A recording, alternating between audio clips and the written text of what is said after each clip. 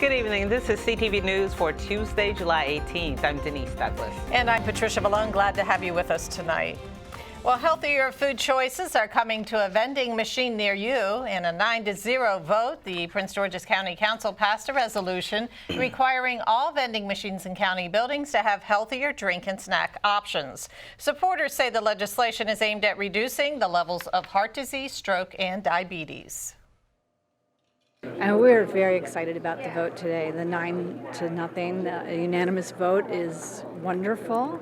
It shows us that the entire county council really is behind creating a culture of health here in Prince George's County. It now covers the entire region because Montgomery County had passed a bill, and then Maryland National Capital Park and Planning Commission passed a resolution, and now Prince George's County is passing it. So we have the entire region covered by healthy vending.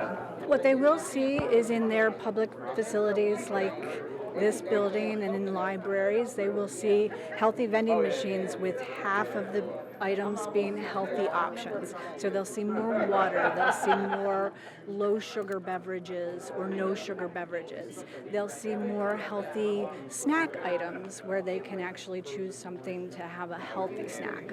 Listen, what people need to understand is that from a beverage industry, a local beverage industry, we're providing options for all our consumers at any age.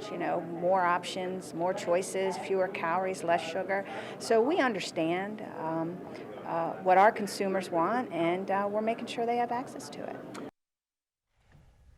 County Executive Sharon Baker is expected to sign the bill. Vending machines should include the new options by the fall. And in other council news, lawmakers voted to allow medical marijuana dispensaries to operate in a zoned area of Prince George's. Also, the council voted to prohibit minors from using commercial tanning salons. The House of Representatives passes a bill that would create a safety commission to review the often criticized metro system.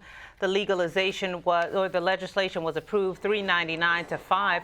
It would establish a Washington Metro Rail Safety Commission. Representative Steny Hoyer spoke on the House floor about the resolution. Safety must continue to be Metro's #1 priority, both for its passengers and for its employees. Our resolution, Mr. Speaker, when I refer to our, the entire metropolitan delegation, would provide a congressional consent for the establishment of a Metro Safety Commission. Ms. Comstock spoke of that, Mr. Raskin has spoken of that, and I'm sure others will as well, which will provide real enforcement teeth to our region's commitment to enhancing Metro safety. The Safety Commission is being launched jointly by Congress, Maryland, Virginia, and the District of Columbia. Passage of the legislation was a bipartisan effort. Well, some more political news for you. The Republican effort to replace Obamacare has hit a wall, at least for the foreseeable future.